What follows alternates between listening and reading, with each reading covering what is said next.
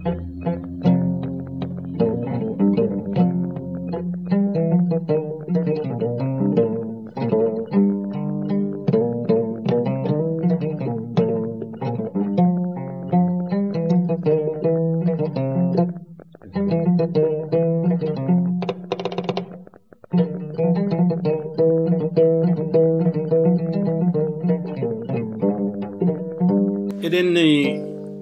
jokko hande e nder yewtere Boowal Ganni ko faati e hunde e gure men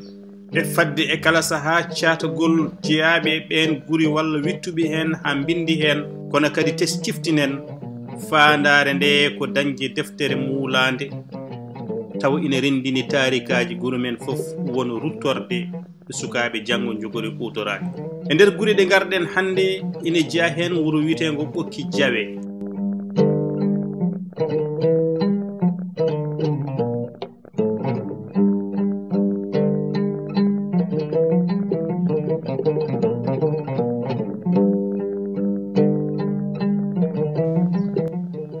Ɓokki Jawe teskama wonde jeeyede ɗum e guri ɓurɗi ɓoyde e nder Fuuta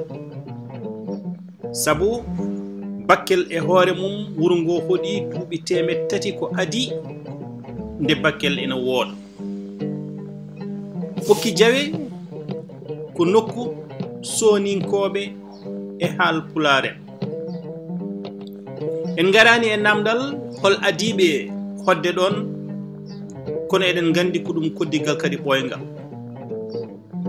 ko wawi hen wonde foof hollirama wonde ko adide eɓe gara e nder nokku o eɓe koɗa ɗon walla eɓe ñiiɓa ɗon ɓe koɗi e nokkuji kewɗi haalama hen tulde wotere wonde Sara Mboloyel kono kadi haalama nokku biyeteɗo Daaru walla Daru on ɗon Daaru ko wuuro nattugo wodde hande kono kadi ɓarake mum ina heddi e tarik Ɓokki Jawe. Ɓokki Jawe wiyama adi ɗon ko yettaɓe Janor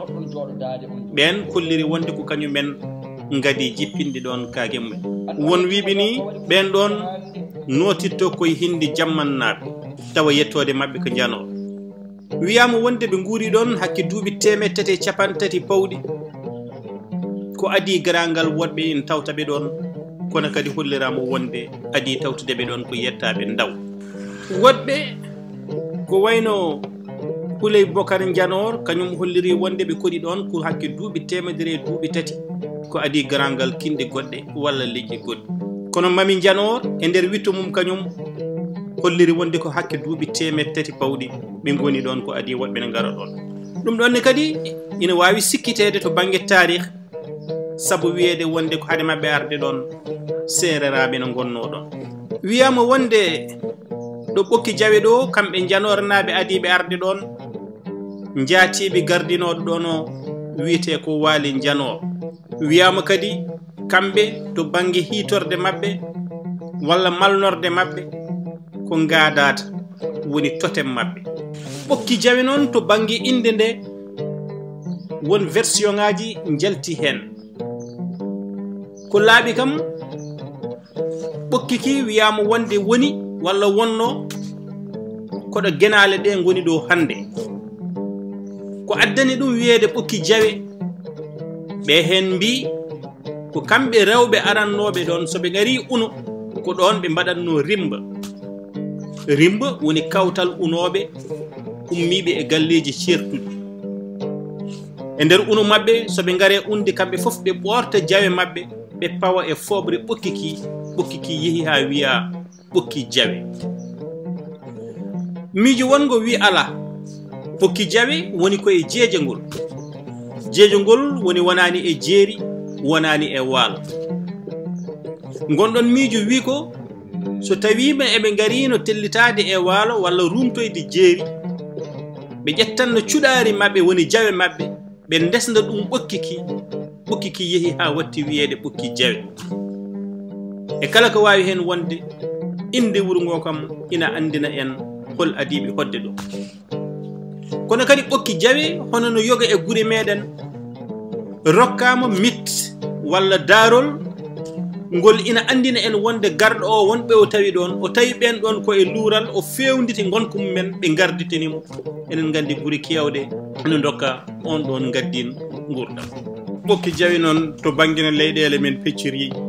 tawate koye ngena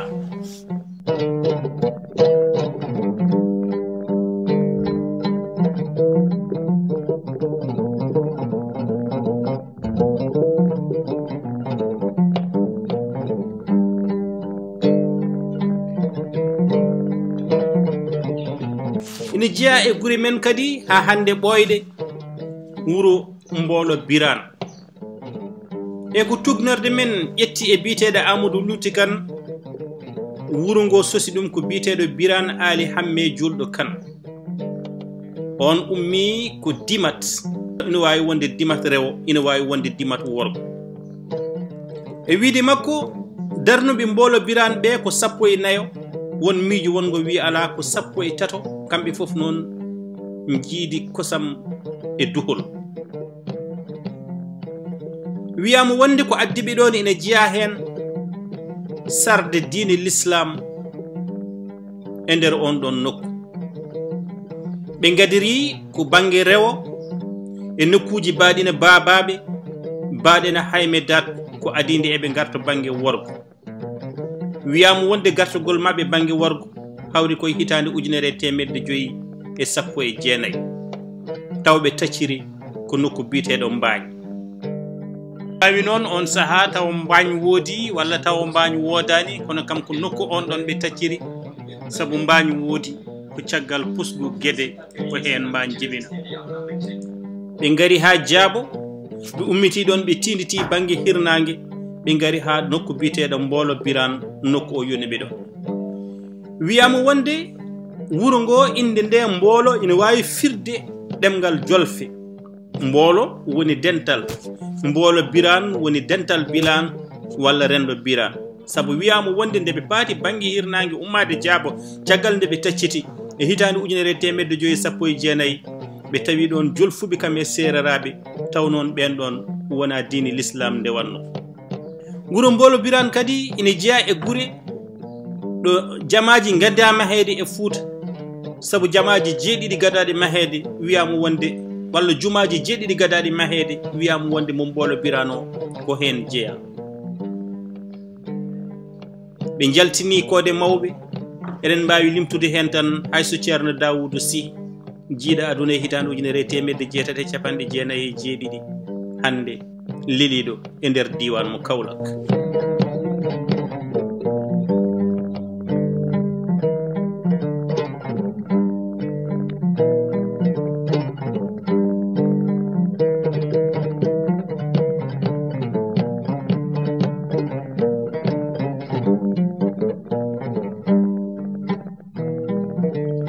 wuro wango ko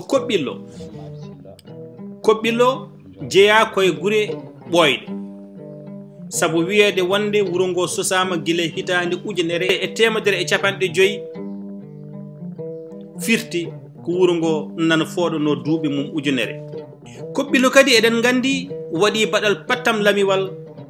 e nder darde Fouta saabu mum wonde e won saaha ñiɓirde almami Abdoul Qadir Kane wona tan wonde ñiɓirde almami Abdoul Qadir Kane kono bamum Abdoul Qadir Kane kañum ko ɗon dawi ko adinde ina yaaha nokkuji Sine Saloum ha ko Abdoul Qadir Kane ina yi toon aduna hedde hitande 1926 to wiyete Pafe Werma ina jeeya kadi eko ittuno ɗon Hammadi Lamine Mak Kane bamum Abdoul Qadir Kane wiyede wonde wasnodemo wawde wurdude e wonɓe ɗon e on ɗon saaha taw koye laamu deniyankoɓe ɗum yadana e fannu kanko no yinno ni wurdude e kala ko wawi hen wonde Koɓɓillo kañumni ina jeeya e guri ɓurɗe mawnude to banggue lasli kono kadi jeeya e guri ɓurɗe lollude saabu mum wonde ñiɓirde almamiya e yonta almami Abdoul Qadir Kane nde ummeti Thilogne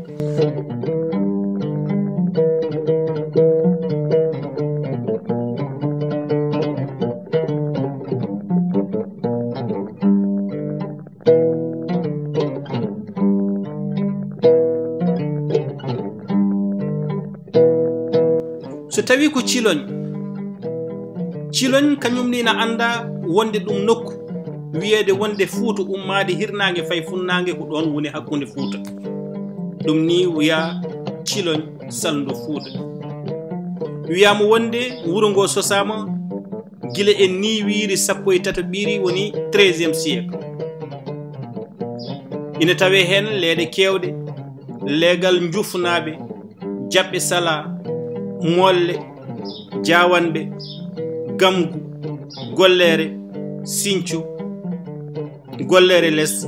halayɓe e ko nandi hen hayso tawi tan en kaaɗi ɗo eɗen gandi won hen e leeɗe kotkum men ina kolliri iwde jomum men to ummi e nder law walla e nder halayɓe ko adide ina ñipta ɗon ciloñ woni capital woni laamorgo